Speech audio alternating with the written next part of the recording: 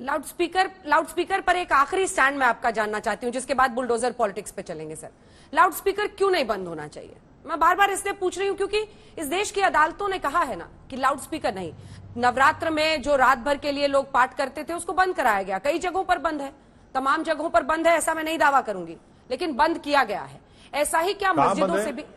मुंबई में बंद है, मुंबई में बंद है। कहीं बंद नहीं किया गया, कहीं बंद नहीं किया गया मैडम, नहीं बंद किया गया मैडम। देखिए, जो रूल पोजीशन है, नॉइज पोल्यूशन 2000 रूल्स जो है, उसमें सरकार को इजाजत है कि वो दे सकती है परमिशन, वो परमिशन मिलता भी है।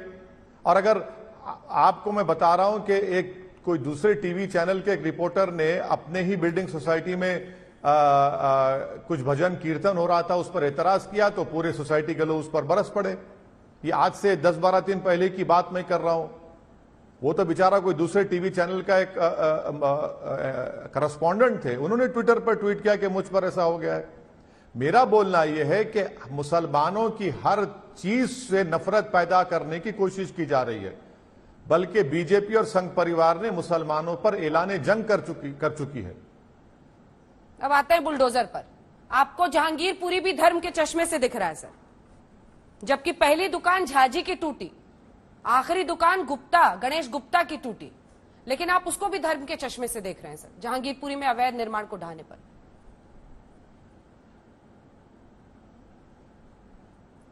क्यों टूटी उन लोगों की? क्यों टूटी उन लोगों की? मैंने तो उस वक्त उसका भी कंडेम किया। इलीगल जिस दिन रात में मैं गया, मैं तो गुप्ता साहब से मिलने की कोशिश किया, मगर मालूम नहीं मैडम, आप मेरी बात को समझिए। दिल्ली में दिल्ली म्युनिसिपल एक्ट 1957 है, सेक्शन 343 क्या कहता है बताइए?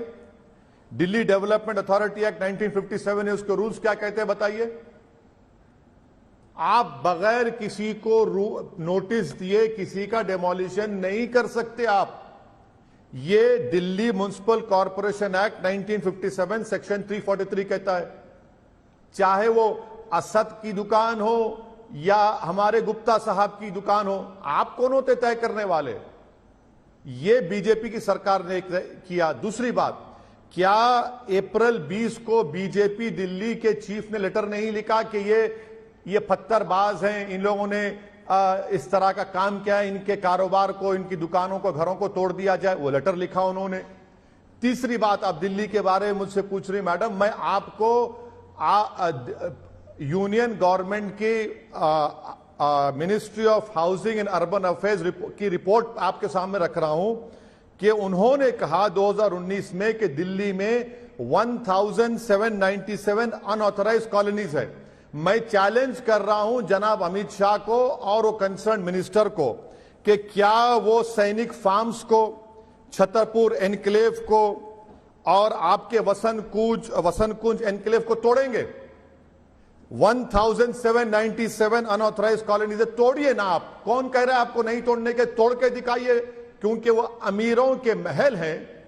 आप गरीबों की झोपड़ी, गरीबों के रोजी रोटी को बर्बाद करेंगे, मगर अमीरों के महलों को कभी आंच आने नहीं देंगे आप। दिल्ली सरकार का इकोनॉमिक सर्वे 2019-2009 का कहता है कि खाली 23.7% प्लान्ड कॉलोनीज में रहता है। चलिए तोड़िए आप। 77% जो अनप्लान्ड को तोड़ेंगे आप? नहीं तोड़ेंगे। आप सिर्फ मुस्लिम समुदाय को एक कलेक्टिव पनिशमेंट देना चाहते थे और अफसोस से वो कोलैटरल डैमेज हो गया गुप्ता साहब का। 12 दुकानें भी कंडेम करता हूं। 12 दुकानें मस्जिद से लगी हुई थी सर, मैंने गिनी थी 12 दुकानें। क्यों वहां पे जीनत कम्युनिकेशन, फला कम्युनिकेशन, मोबाइल की दुकानें लगी हुई थी? आप तो वहां पता नहीं वहां तक जा पाया नहीं सर। जहां पे कंस्ट्रक्शन खत्म होता है उसके बाद नाला है, नाला के ऊपर लोग सीमेंट से पहले बनाते हैं, फिर अच्छी खासी बड़ी दुकानें थी, 12 दुकानें सर। आप ठीक है नोटिस नहीं दिया, अब उनको कोर्ट में जाना है, कोर्ट में प्रूव करना पड़ेगा, गलत होगी कार्रवाई, उनको फटकार वहां लगेगी, जो भी होगा कोर्ट करेगा। लेकिन अवैध निर्माण तो अवैध निर्माण ही रहेगा ना सर। कौन डिसाइड करेगा अवैध निर्माण है वो? आप नोटिस नहीं देते। कितने सालों से मेयर किसका है? बीजेपी का है या असदुद्दीन ओवैसी का है? या मेयर का नाम अंजना ओम कश्यप है वहां पर? मेयर तो बीजेपी का है ना। राजा इतने इकबाल नाम सालों है। से आप मेयर हैं वहां पर, तो आपने कैसे उसको वहां पर सुने हाँ ठीक है, चलिए इकबाल है नाम, बड़ा इकबाल का काम कर दिए वो तोड़कर।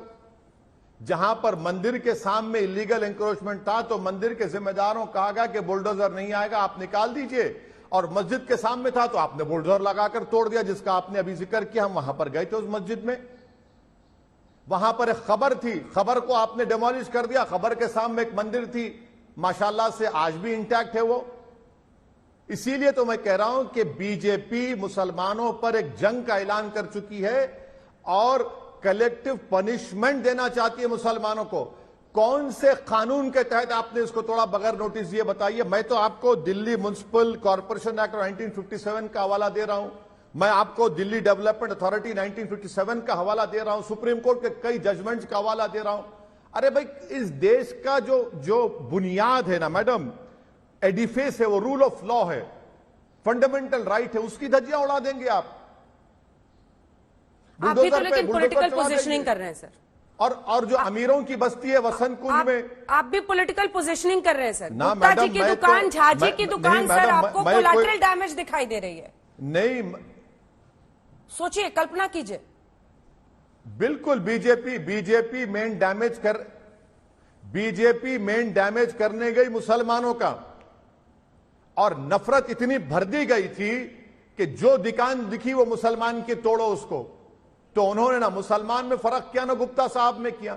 अब गुप्ता साहब सुप्रीम कोर्ट गए, बताना पड़ेगा मोदी सरकार को, सुप्रीम कोर्ट में गुप्ता साहब को, और जितने वहां पर गरीबों की दुकानों को आपने तोड़ दिया, ज्यादातर मुसलमानों की थी, आपने क्या नोटिस दिया उनको? क्या बीजेपी और देश के प्रधानमंत्री के दिल में एक इंसानियत का दिल नहीं है कि एक मासूम बच्चा, उसकी दुकान तोड़ी गई, उसकी बाप की तो चवन्नी अठन्नी को चुन रहा है, टेट्रा पैक जो फ्रूट की जूस है उसको चुन रहा है। एक औरत पुकार कर कह रही है कि भैया मेरे बच्चों की पढ़ाई इससे होती है। एक घर है जिसका स्टेयरकेस आपने तोड़ दिया, ऊपर 8 लोग घर में बैठे हैं। ये आपकी इंसानियत है, ये आपकी गरीबों से मोहब्बत है। चुनाव आएगा तो सब वोट लेंगे। तो ना सिर्फ बीजेपी बल्कि दिल्ली का वो मुख्यमंत्री जो आजकल मौन व्रत पर बैठा है, उसकी भी जिम्मेदारी है कि उसने तो यह कह दिया कि वो इलाके में बांग्लादेशी और रोहिंग्या रहते हैं। बेशर्मी के साथ कह दिया उन्होंने, ताकि दोबारा फिर जाकर तोड़ा जाए, क्योंकि वो बांग्लादेशी और रोहिंग्या के लोग वहां पर बसते हैं। बीजेपी पॉलिटिकल मैसेजिंग में तो कामयाब रही ना सर। उसी मस्जिद से पत्थरबाजी का आरोप है, और उसी मस्जिद के सामने जो कमजोर कड़ी थी, 12 दुकानें चल रही थी इलीगल तरीके से, अवैध निर्माण, उनको ढहा गया। सिर्फ नोटिस दिया नहीं दिया इसी पर चर्चा हो सकती है ना। अवैध निर्माण अगर एमसीडी ढाएगा तो ये कोर्ट ऑफ लॉ में तो सही रहेगा। सिर्फ नोटिस पर ही कहीं ना कहीं चूकेंगे ना वो, अगर नोटिस नहीं दिया है। मैं चूंकि आप इतने बड़े बैरिस्टर हैं इसलिए बाय लॉ आपसे पूछ रहे हैं।